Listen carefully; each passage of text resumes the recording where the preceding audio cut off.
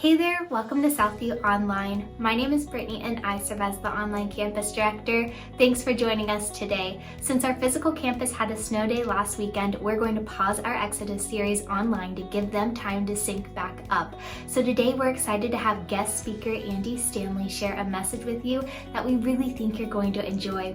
We're going to head on over to Pastor Andy, but be sure to stick around after the message to hear about our next community outreach project. Today, I want to talk about winning. So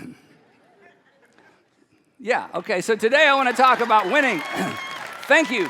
Because, and here's the bottom line. So you might want to write this down or thumb this down or, because this is kind of the bottom line in case you have to leave early or you lose power at home. Because the bottom line is simply this.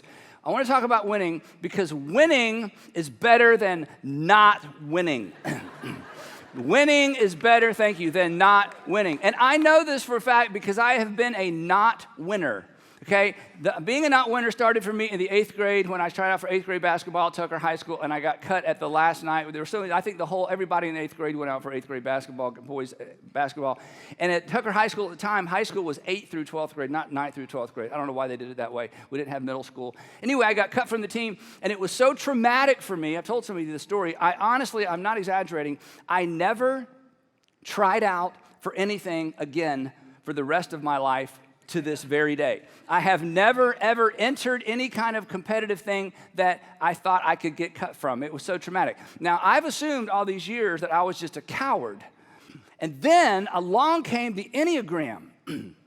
Any Enneagram fans in the house? You got some? Yeah.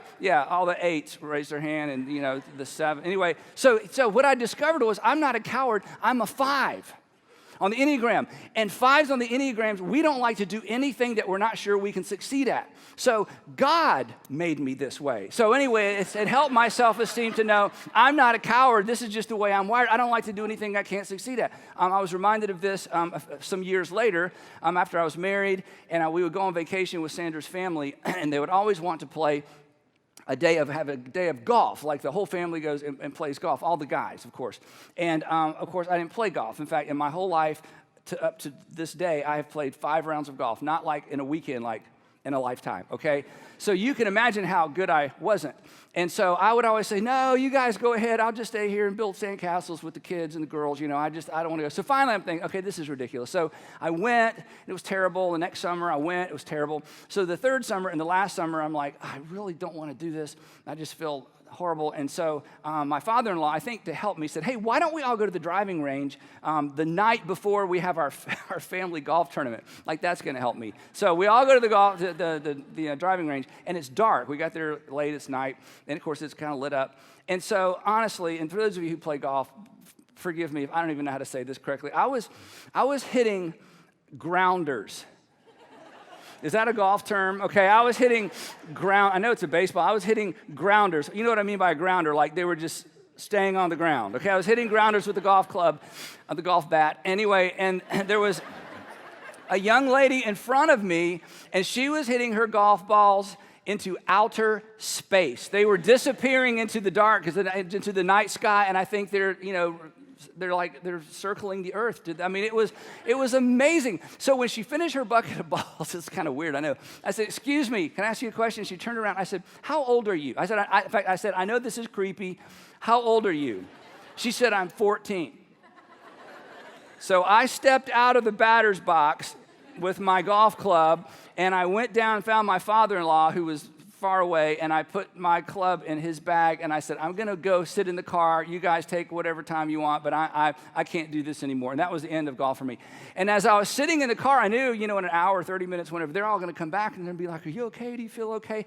So I formulated a statement, and I made this up, and this is what I told them, and I have used this every day, every time golf comes up. This is the statement I give, and some of you may want to use this, so I'm going to put it on the screen. So this was what I said when they came back and said, is everything okay? Here's what I said. If I want to feel bad about myself, there are less expensive and less time-consuming ways to do so.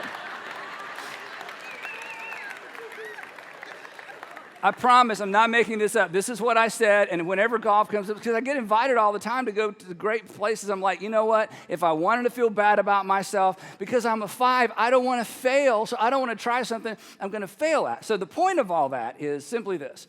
Today, I want to talk about winning, but personally, I'm not really much of a competitor. I'm not competitive. And maybe you aren't either, but I just wanted you to know that, you're not the only one in the room, so I don't lose you on this topic. Others of you are so competitive that you have lost respect for me. Because you're so competitive. It's like, you are such a loser. I mean, what? Because you're so competitive. When you were a child, you were the one that wanted to finish all your food the fastest, and your parents were like, slow down. It's like, no, everything in your life has been a race. Everything's a race. Everything's competitive. You always have to win. Because, in my mind, I hear a little voice. My little voice says this, hey, you can't win, so why try? That's what I hear. What you hear is winning is everything, try anything. Winning is everything, try anything. So you rise to the challenge. You're willing to do new stuff. It's amazing. You scare me a little bit, but it's amazing. And I understand this. I have 3 kids, and all 3 of my kids, they're not like me. They try everything. My sons are so competitive, and I wish I was more like that. But the point is, regardless of where you are on the spectrum, like me, hey, if I can't win, why try? Or, hey, I'll try anything once and I'll compete because it's just you just love the game and you are in the habit of making the game out of everything. Regardless, winning is important because winning is better than not winning, especially in the arena that matters most. And the arena that matters most, of course, is your life, which leads me to a question that I want to leave you with today that I hope you'll wrestle with a little bit. For some of you, and I can attest to this because this is true for me, this could actually be a life-changing question. I'm not exaggerating. You'll see in just a minute. This is a question that I hope you'll wrestle with. This is a question that perhaps I hope you'll wrestle with for the rest of your life. For those of you who are parents, I hope that at some point you could introduce this into your conversation with your kids. Because if you do not answer this for yourself, you will spend too much of your life, to use a phrase that King Solomon would use in the book of Ecclesiastes, you will spend much of your life chasing the wind. Instead of winning, you'll spend your life chasing the wind. This is a question that most people never ask. Consequently, it's a question that most people never answer. And if you don't answer it, in some arena of your life, maybe not your whole life, but in some arena of life, life will begin to feel like a race that you feel the pressure to finish, but you're not sure where the course is, and the course doesn't seem to be laid out very well, and everybody else seems to be running with purpose, and you're just running, but you don't know how to run with purpose because you're just not sure where the race ends, but you feel the pressure to finish it. Life begins to feel like a game that you feel pressure to win, but you don't know the rules. And everybody else seems to know the rules, and they seem to feel like they're winning, and you feel the pressure to play this game, but you're just not sure what the rules are. And here's the question I want to introduce and ask you to think about. What's the win? What's the win? It's difficult in any arena of life to know that you're winning if you've never identified the win. What's the win relationally? If you're in a relationship, what's the win for that relationship? You're in a serious relationship, you're dating somebody, maybe you're close to being engaged, maybe you're newlywed, been married for a while. But what's the win? I mean, you're in love. I mean, that's great, but you didn't have much control over that, right? You just fell into that. But now what's the win? Financially. I mean, all of us think about money, and we think about money all the time, every day. We're trying to make as much as we can and save some, but what's the win? If you're married, what's the win for your marriage? I'll tell you mine in just a few minutes. What's the win for your family if you have kids? What's your win professionally? You see, depending on how you're wired, some of you men and women, generally men more than women, but it can be anybody. If you don't know what the win is professionally, did you know you'd be like somebody who's running a race and you run past the finish line and you just keep running and you're exhausted and everybody's like, what's up with you and what's going on and why are you so driven and why can't you relax and why can't you enjoy life? And you'll just feel like, no, I got to keep running. And you feel that to some extent because you never identified the win. In the areas of life that matter most people never define the win. And here's the real tragedy, and this is where some of you are right now, and I'm not being critical. This is why you're here. This is why you're listening. This is maybe why you're watching. If you don't define the win for yourself, you'll end up adopting somebody else's. You will date like everybody else dates. You will spend your money like everybody else spends their money. You will spend your time like everybody else spends their time. You will parent either like you were parented or in reaction to how you were parented, or you'll simply take your parenting cues from everybody else around you. You'll work like everybody else. You will settle for what my friend Adam Johnson calls not goals. Adam Johnson's our lead pastor up at Brownsbridge, and he talks about living for too long with not goals. You know what a not goal is? A not goal is, well, I'm not going to be like him. I'm not going to be like her.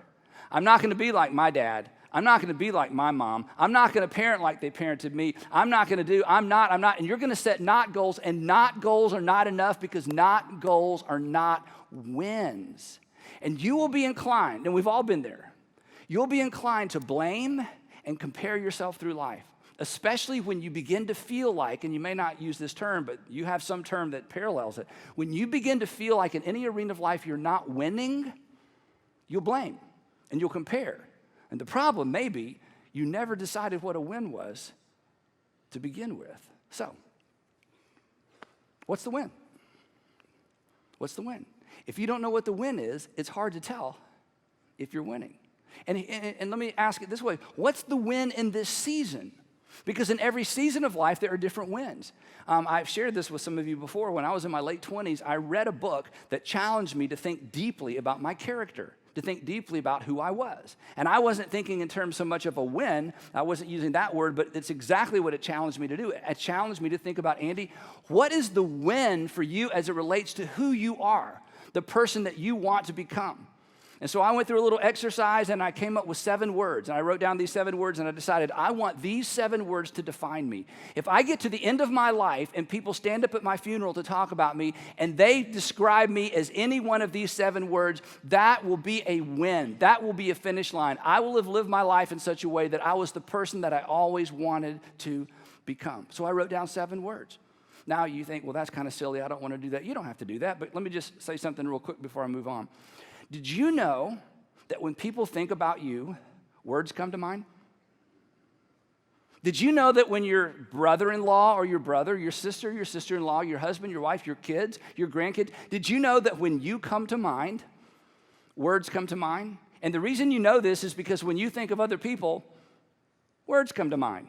He's so, she's such a, they're so, he always, she.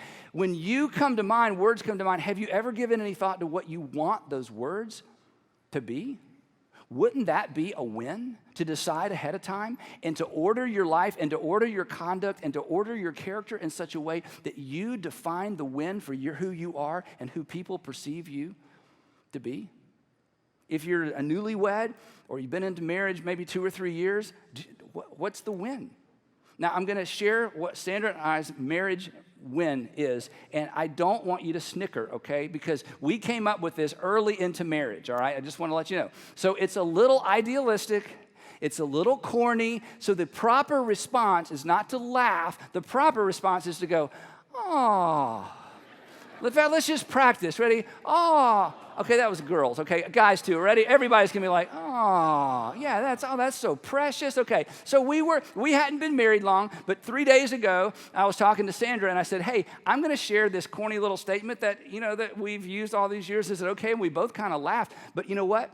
30 years in, we've been married 30 years. It's still the thing. It's still the win for us. And I'm not suggesting you adopt it. I'm just suggesting if you're married, what's the win? The win isn't, well, we never got divorced. Wow. I mean, in our culture, that's kind of a win, right? Right? I mean, we just gutted it out, I hate to see her coming, but by God, that's not the win, right? Nobody, you didn't stand at the altar and say, anyway, we kind of do, till death do us part. That's such an awful thing, till death do us part. It's like, wow, I'm looking forward to that. So anyway, so here's our statement, okay? It's corny. We were young, foolish. Hey, we still talk in these terms. Our win, we decided, was to always want to be where the other person is. Thank you. Oh, shucks. I know, and that's great.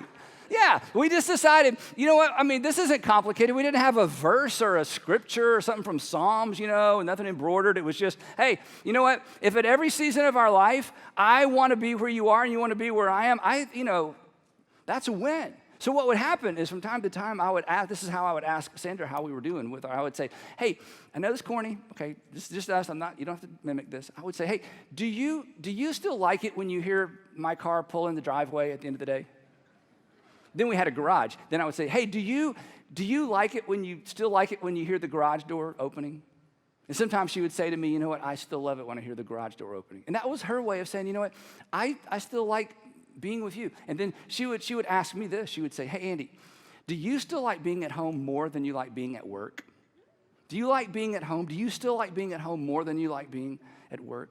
So for us, we decided the win wasn't money. The win was just, if 10 years in, 20 years in, 30 years in, I still want to be where you are and you still want to be where I am.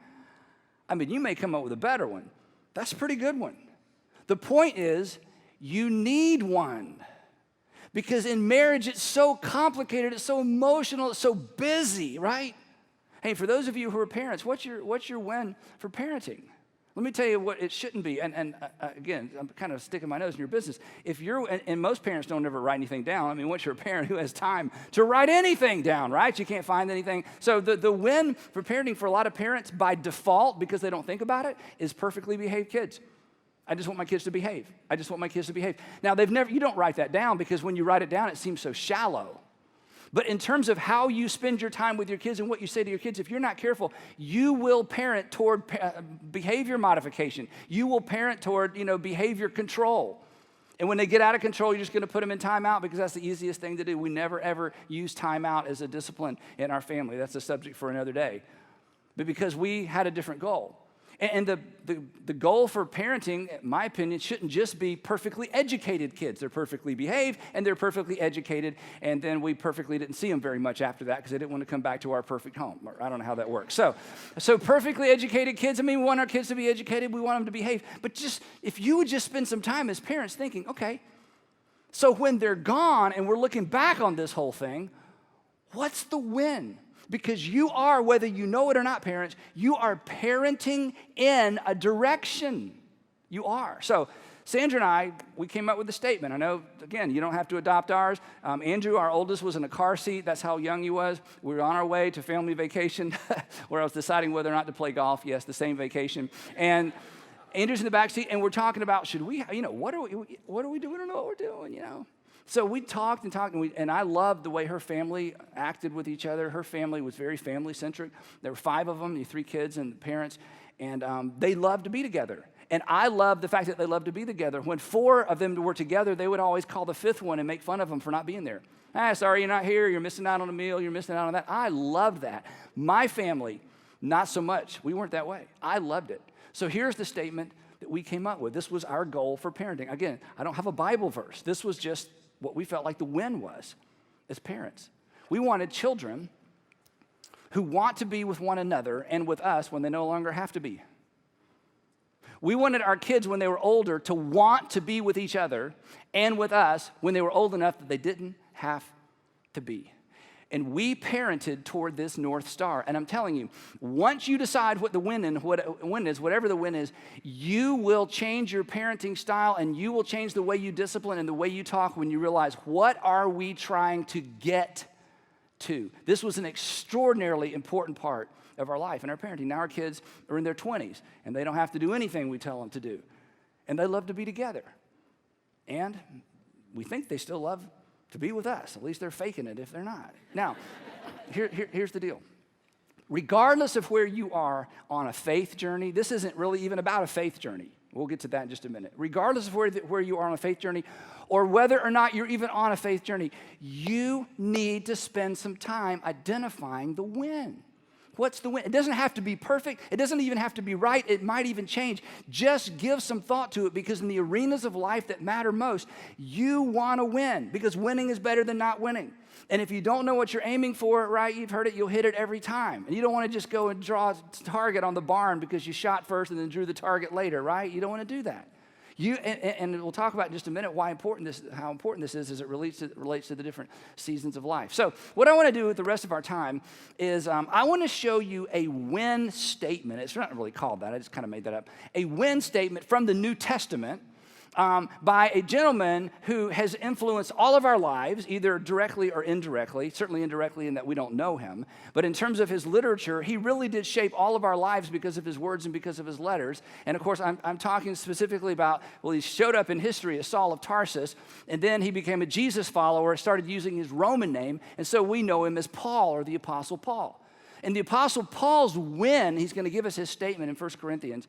His win, and maybe you can relate to this, and this should be encouraging. His win, what he decided the win was for his life, was actually a response to a failure. It was actually a response to a loss in his life.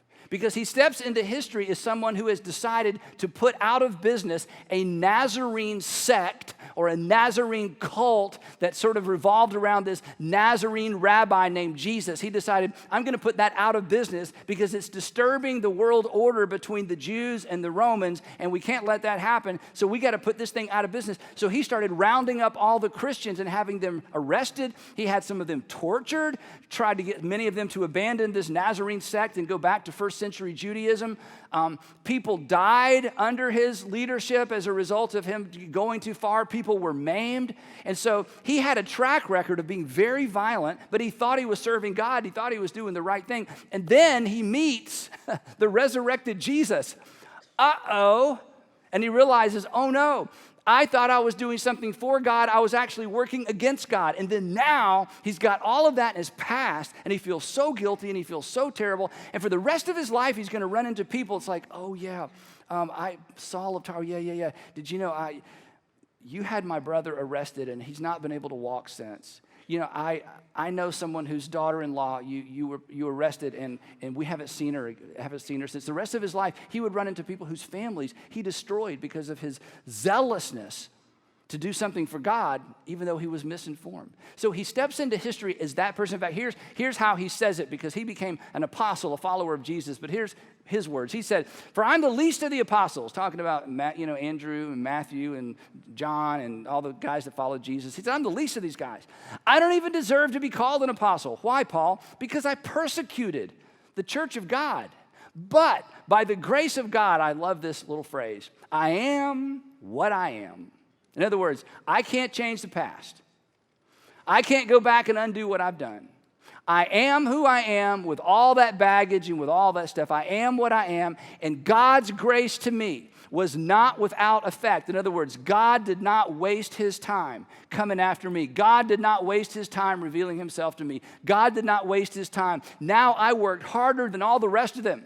In other words, you know Matthew and you know John and James and Bartholomew. I mean, those guys are great, but I'm outworking all of them, and I feel like I need to outwork all of them because of what I did in the past. And sure enough, the letters that he wrote to the churches around the Mediterranean Rim, they shaped and continue to shape Western civilization. It's amazing. He's the one that introduced Jesus to the non-Jewish world. And in 1 Corinthians, he explains what the win for his life is. Now, I'm going to show it to you, but here's my point. My point is not that you would adopt or adapt his win. My point in showing you his win is what he says afterwards, because what he says afterwards gives us an insight into what we have to do if we want to win in the arenas of life that matter most. So here's his win statement, followed by the motivation or his approach afterwards. So here's what he says. I'll hit this quick. He says, "Though I am free and belong to no one, I have made myself a slave to everyone to win as many as possible." So Paul, what's your win? He would say, my win is to win people. I want to convince Jewish people that Jesus is their Messiah, and I want to convince Gentile people that God has done something in the world on their behalf and through the person of Jesus. He says, so here's what I did. To the Jews, I became like a Jew to win the Jews. To which we would say, what do you mean you became like a Jew? You are a Jew. Paul would say, oh no, let me tell you what I mean. I mean, when I'm with Jewish people, I'm like a better Jew than any of them. Like I amp up the Jewishness. Like whatever makes them Jewish, I do it more. I out-Jew all the Jewish people. Why? He said, because I want to influence them. I want them to recognize, wow, you're like a great Jewish person. I thought I was doing well. You're doing better than me. And he says, because I want influence with these people. I want to win the Jews. To those under the law, I became like one under the law, though I myself am not under the law, talking about the Jewish law, so as to win those under the law, because some Gentiles had had sort of converted. They didn't use the term convert, but had basically converted to Judaism. To those not having the law, like us Gentiles, I became like one not having the law, though I am not free from God's law, but I am under Christ's law. I'll come back to that in a second. In this top statement, here's what he's saying. When I'm with the Gentiles, I eat like a Gentile. I drink like a Gentile. I dress like a Gentile. I walk like an Egyptian, talk like an Indian. Wherever I am, I can get along with anybody. I can become whatever I need to become. Why?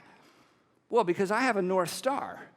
I have a win that defines my life. I want everyone to know what God has done in the world by sending Jesus. And then I love this phrase, though I'm not free from God's law, talking about the Sinai Code, but I am under Christ's law. Now, this is a really important distinction we won't spend a lot of time on. But do you know what Christ's law is? Now, when the Apostle Paul talks about Christ's law, he's talking about the single command that Jesus gave on the night of his last Passover when he said, I'm going to give you a new command, and here it is. You don't need 10. You just need one. As I've loved you, so you're to love one another. That was Christ's single law. Not the 10 commandments, the one commandment. And Paul said, I am under that command. That's why he gave up violence as a means to an end to further his cause. He said, I'm under Christ's law, so as to win those not having the law. Then he finishes up. To the weak, I have became weak to win the weak. I became all things to all people. Why? So that by all possible means, this guy was focused, wasn't he? By all possible means, which means I thought it through. I organized my life. I ordered my life. I organized my life, my time, my resources.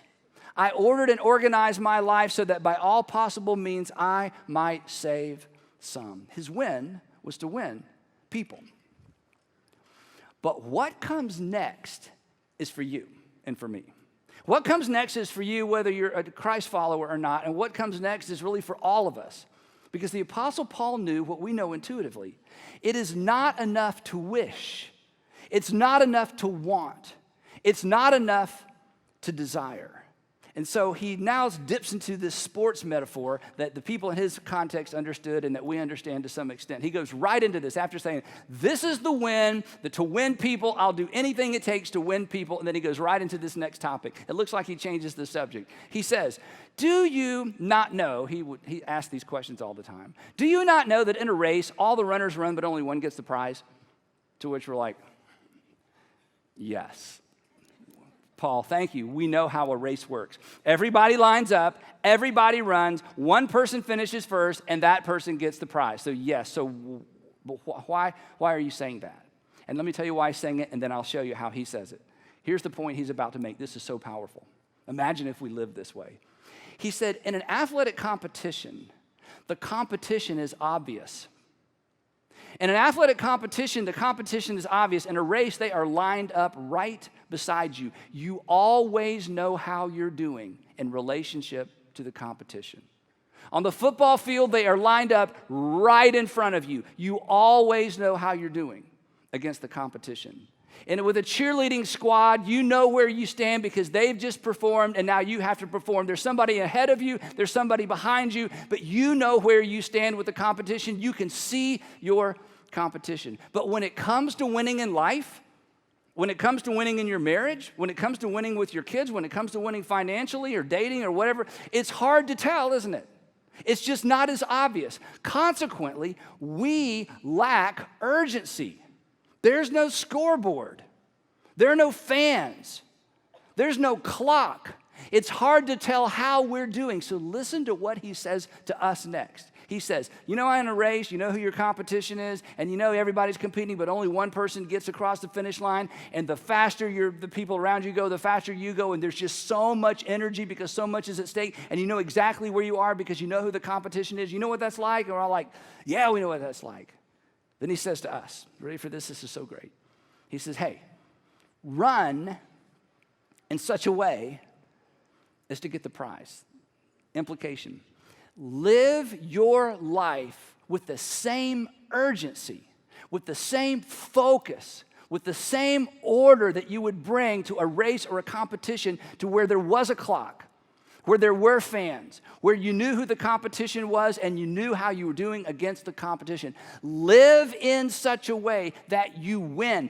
Pay the price you have to pay to make sure you're prepared to win, right? Because in an athletic competition, there's always a price to pay to win, right? And in the arenas of life that matter most to you, I don't even know you, but we know this about each other, right? The person on your left and your right, isn't this true of us? In the areas that matter most, to win, there is a price to be paid. The same is true in every single arena of life that matters to us. Everyone who competes in the game, he says, he goes on. Everyone who competes in the games, and he's talking about these games that took place right outside of Corinth. It was a famous place that for over 700 years they had sort of these miniature Olympic games. Everybody knew what he was talking about. He said, everyone who competes in the games goes into strict training. Why? Because they want to win. Everybody who wants to win knows there's a sacrifice. Everybody who wants to win knows there has to be focus. Everybody who wants to win knows you have to say no to some things in order to say yes to prepare yourself to win. They do it, he said, of these people that run these races and that box and fight, they were very violent games, by the way. He said the people who compete, they do it to get a crown that will not last. And what they were actually getting, this is kind of interesting, is they got, you may know this, if you won a race or you won one of these boxing competitions or a chariot race, you actually got a crown of leaves. Woohoo! Laurel leaves. You got laurel leaves. You've heard the phrase resting on your laurels. She's resting on her laurels. That means they're kind of using their past accomplishments or sort of sitting back on their past accomplishments. This is where that phrase came from. You got a laurel crown of leaves. And what would happen? Well, it looked great for the day and for a couple days and 3 days, but eventually it got brittle and it would crack and it would just go away. And Paul says, Think about the hard work a runner puts in. Think about the sacrifice a boxer puts in. Think about all the money spent to train horses. Think about all the effort that goes in to win a laurel crown that's not even going to last. And then he speaks to those of you who are Jesus followers. And he speaks to me as a Jesus follower. He says, come on. Think about the competition you're in. Think about what's at stake. But he includes us. But we, in terms of competing and winning in life, he says, we do it to get a crown that will last forever. And therefore, he says, this is so powerful. He says, look up here. He says, because of what's at stake, because I don't want to get to the end of my life and wonder if I won, because I don't want to get to the end of my life and wonder how did I do. He says, even though I can't see necessarily my competition, they're not lined up beside me or in front of me or waiting in line behind me, I run as if I can see them. He says, therefore, I do not run like someone running aimlessly. It is easy in our culture to run, to parent, to spend money, to date, and to do relationships and finances and our professional lives aimlessly. If you don't have a win, if you haven't defined the win, you can spend an entire season or two of your life aimlessly. Paul says, I'm not doing that. Because I know what I want, I know what I'm about, and I'm going to do whatever it takes to get there.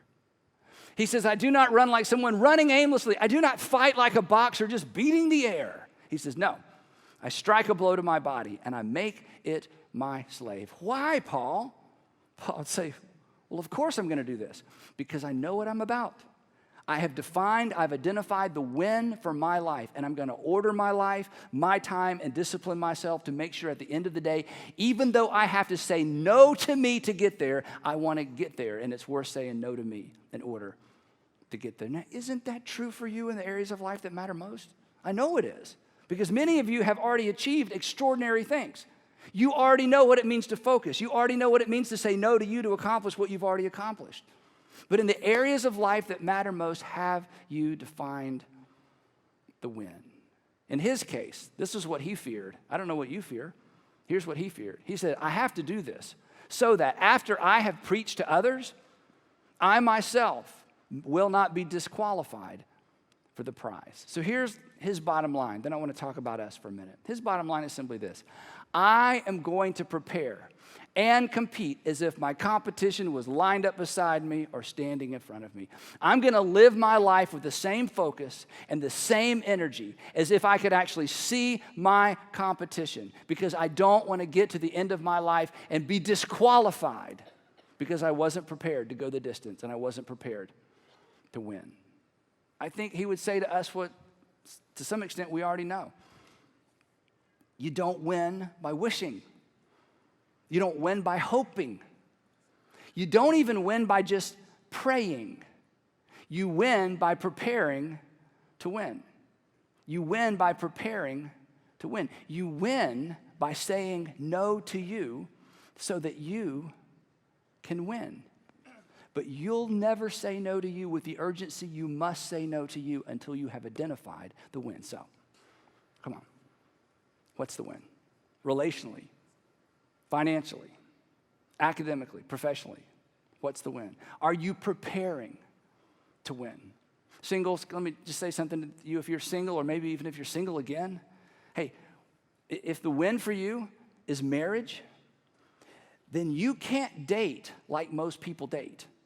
If you want a marriage that's unlike most marriages, then you can't date like most people date. This is why every once in a while I say to the singles and college students in our organization, I say, look, you need to take this 1 year off challenge. You need to step off the playing field for a year. You need to put yourself in the penalty box for a year. You need to go to the locker room for a year. You need to get out of this dating game for a year so you can get your head cleared, so you can get your mind cleared, your heart cleared, your conscience clear. So you can decide, okay, when I step back on that playing field with all that crazy competition, what is the win for me? And the win isn't just a date. And the win isn't just an experience. The win is bigger than that. What is the win? Before I decide I'm going to play, I'm going to decide what the win is. And I'm telling you, when you take that challenge and you take it seriously and you do the difficult work, and you decide I'm not just going to date aimlessly. I'm not just going to be swinging my hands or my hips in the air, right? I'm going to have a purpose. I'm going to have a goal for this, right? Just thought I'd work that in, okay?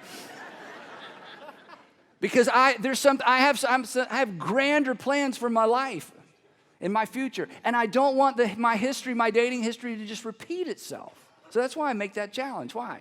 Because if you don't know what the win is, you don't know what you're dating toward. For parents, let me just tell you, okay, on the other side of maybe where some of you are, you're going to have to say no to some things to achieve your parenting goal once you decide what it is. Once you know what the win is, in fact, Sandra and I said this 1,000 times.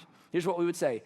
No for now, but not forever. No for now, but not forever. No for now, but not forever. There are some things that we will do later that we are not going to do now because of what we think the win should be for our family. No, they're not wrong. They're not bad. We're not telling other families what to do or how to spend their time. But for this season, because we want to win with our kids, no for now, but not forever.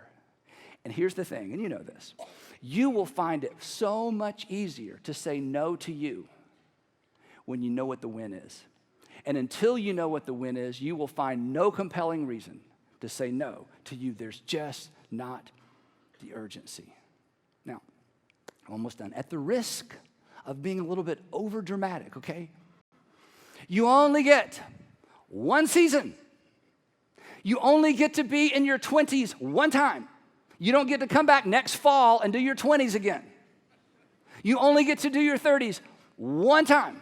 You only get one first marriage. You only get to raise each of those kids one time. And the clock is running. And you have to decide. You have to decide what life is going to look like for you and what you want the win to be. And if you don't decide, life and culture and the people around you are going to decide for you. And remember this, and you know this. Remember, though, when you win in the arenas of life that matter most, you're not the only person that wins. The people closest to you win as well. And when you lose, they lose as well.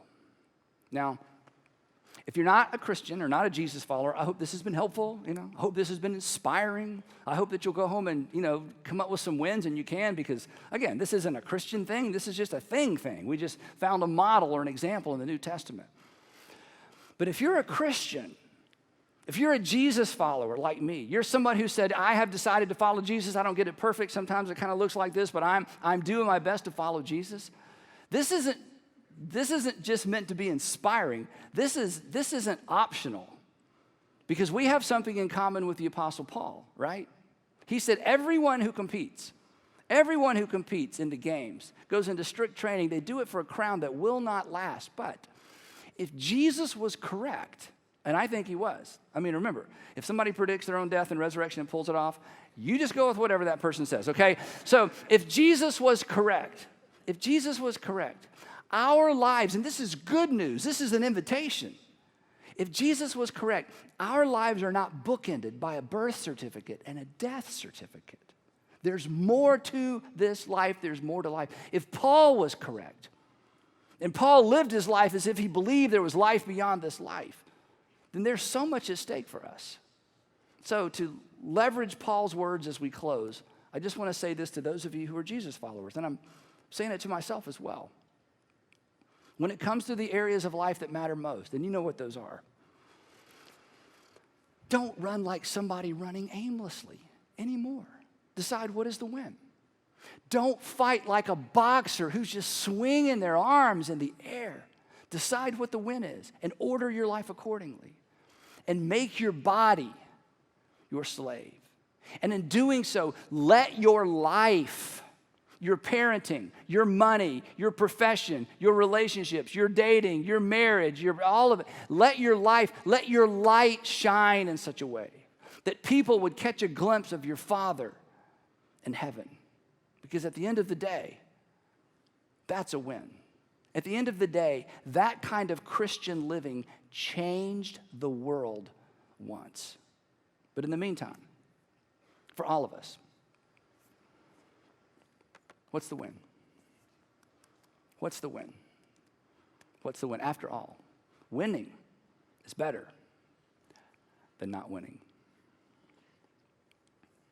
Heavenly Father,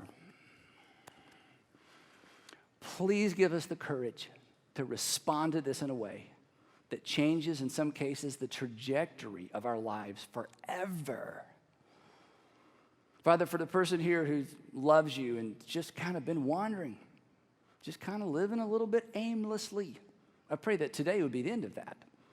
Father, for the person that's not even sure I'm talking to anything but the air, I pray that they would have the courage to ask this question as well. And I pray that in the process you would surprise them with your presence. But whatever it is, we want to live to win because we've been made in your image. And you've given us all extraordinary opportunity, an extraordinary capacity, an extraordinary potential. And we want to get it right. In Jesus' name, amen. Throughout the next month, we are coming alongside our nonprofit partner, Bethany House, as they empower women and their children escaping domestic violence. I love when we come together as a community to support our nonprofit partners because it gives us the opportunity to make a difference collectively in the lives of hundreds of women and children in our community. There are 2 ways you can give to Bethany House during this time: by either purchasing some of their most needed items and dropping them off at our drive-through donation event being held on Saturday, March 19th here at Southview, or you can contribute financially. For all the details, download the Southview Community Church app or head on over to southview.org/events. That's it for now. As always, for ways to get connected, check out our upcoming events and to watch past messages, download the Southview Community Church app or head on over to southview.org/Sunday. I'll see you back here next time.